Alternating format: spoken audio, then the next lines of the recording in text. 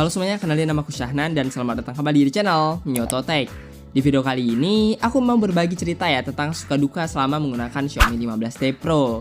Jadi HP ini tuh udah aku pakai selama beberapa bulan sejak pertama kali dirilis. Jadi apa yang aku rasakan di sini itu bukan cuma kesan awal aja ya, tapi pengalaman yang udah cukup matang untuk aku nilai secara jujur. Ya, dan kita tahu sendiri lah ya, kalau misalnya seri T Pro dan seri T biasa itu selalu identik dengan performa yang kencang dan kamera yang ambisius. Tapi setelah dipakai dalam beberapa jangka waktu yang cukup lama, apakah semuanya tuh masih terasa semanis itu? Nah, di sini aku bakal ceritain pengalaman suka duka menggunakan Xiaomi 15T Pro.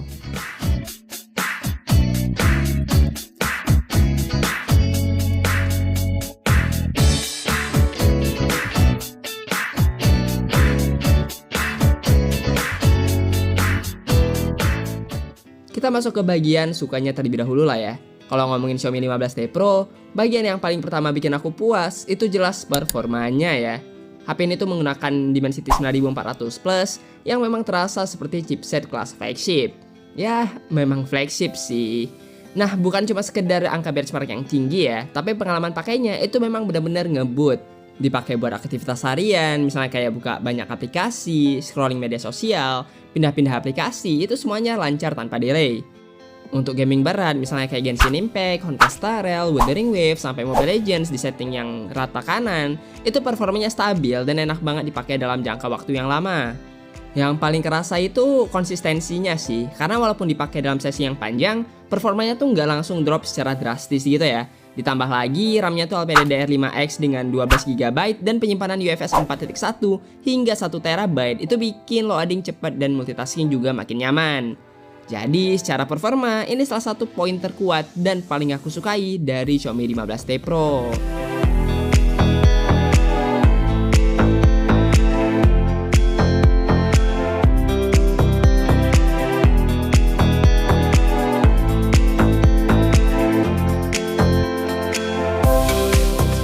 Terus suka yang kedua itu ada di bagian layarnya ya. Ini tuh menjadi salah satu yang bikin aku bener-bener betah menggunakan Xiaomi 15T Pro ini. Layarnya tuh berukuran 6,83 inci dengan resolusi 1,5K dan refresh rate 144Hz yang terasa sangat halus saat scrolling ataupun bermain game.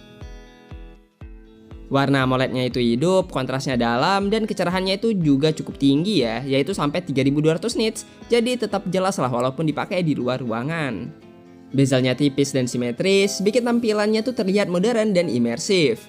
Dan yang aku sukanya lagi itu layarnya flat ya, jadi lebih nyaman buat gaming dan minim salah sentuh. Dan untuk ganti anti goresnya itu juga lebih aman ya, dan lebih mudah untuk ditemukan karena layarnya ini tuh bentuknya flat. Ditambah lagi frame aluminium di bagian samping, itu feel yang didapatkan saat digenggam itu benar-benar terasa premium. Jadi buat nonton film atau menikmati konten HDR10+ dan Dolby Vision, itu layarnya benar-benar memanjakan mata.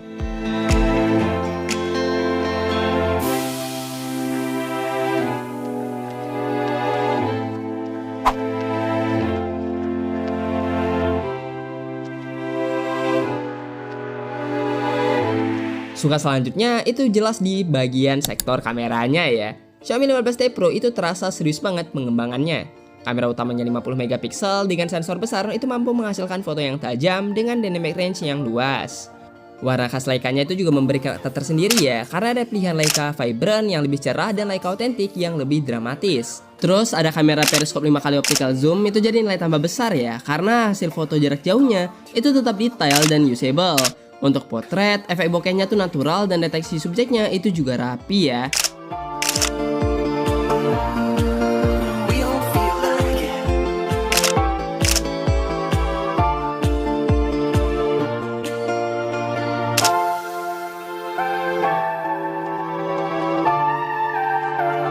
Terus di sektor videografinya itu kemampuannya juga lengkap ya, karena udah bisa sampai 8K 30fps dan 4K 120fps. Hasilnya tuh stabil dan cocok untuk kebutuhan konten yang lebih serius. Kamera selfie-nya 32MP itu nggak kalah menarik ya, karena udah mendukung 4K 30fps dan punya fitur Smart FOV atau Field of View yang otomatis menyesuaikan sudut pandang saat selfie rame-rame dari 1 kali beralih ke 0,8 kali.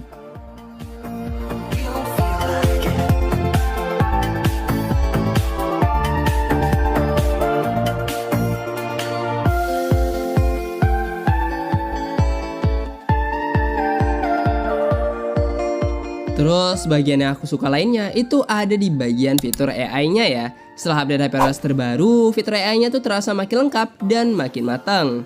Ada fitur penulisan AI, penerjemah percakapan, subtitle otomatis, sampai pengenalan suara yang membantu aktivitas harian. Selain itu, di galeri juga ada berbagai fitur seperti penghapus objek, perluasan foto, penggantian langit, sampai efek bokeh yang berbasis AI. Semua fitur ini itu terintegrasi langsung di sistemnya tanpa perlu aplikasi tambahan. Jadi terasa praktis dan benar-benar bisa kepake untuk keseharian, baik untuk kerja, sekolah maupun bikin konten. Oh iya, dan di sini aku juga suka karena di sini ada AI yang mirip banget dengan ChatGPT atau Gemini ataupun Grok dan ya yang semacam itulah ya, yang bisa kalian tanya-tanya ya. Ini tuh nggak perlu kalian download juga, ini tuh udah terintegrasi langsung dalam sistem yang ada di Xiaomi HyperOS ketiga ini ya. Khususnya Xiaomi 15T Pro.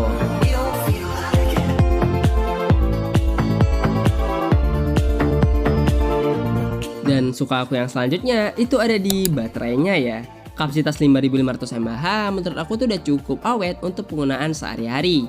Dengan pemakaian normal seperti media sosial, kamera, dan sedikit gaming, daya tahannya itu bisa seharian penuh. Kalau dipakai lebih berat tentu lebih cepat habis ya, tapi masih tergolong cukup aman.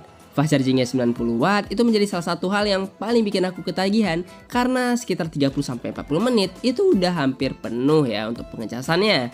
Bahkan udah mendukung wireless charging 50 watt yang juga tergolong cepat. Jadi fleksibilitas pengisian baterainya itu lengkap dan terasa cukup praktis.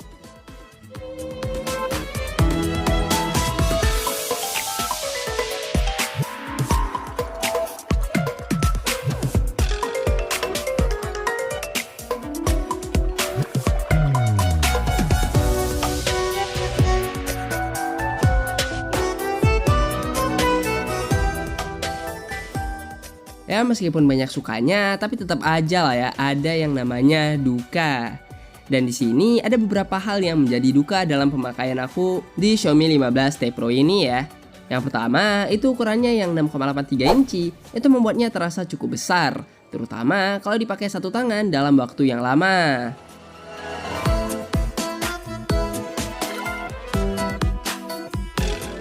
Untuk pengguna yang suka HP compact, mungkin ini tuh akan terasa kurang nyaman ya. Selain itu, kamera ultrawide-nya itu terasa paling lemah jika dibandingkan dengan kamera utama dan kamera telefotonya ya, terutama dalam kondisi yang minim cahaya.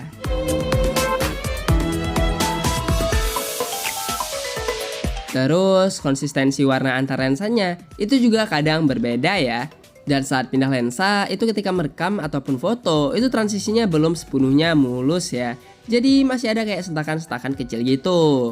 Tapi sebenarnya ya secara keseluruhan, dukanya ini itu nggak sampai mengganggu pengalaman penggunaan sehari-hari aku secara signifikan. Tapi masih bisa cukup untuk kayak ya kurang puas mungkin ya.